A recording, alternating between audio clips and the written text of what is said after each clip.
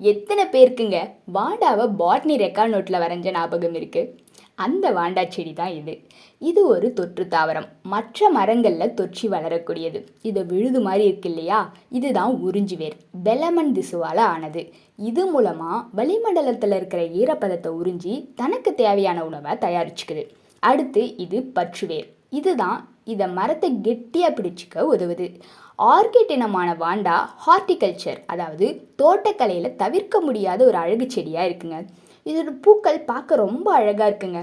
நான் இது வரைக்கும் இது பூ பூத்து பார்த்ததில்ல. பூ பூத்துதுன்னா வெயிட் பண்ணி கண்டிப்பாக ஒரு வீடியோ போடுறேங்க. பாருங்களேன், இந்த மரம் எத்தனை உயிர்களை தாங்கி நிற்குதுன்னு. இயற்கையே ஒரு பிரம்மாண்டம் தான் இல்லைங்களா?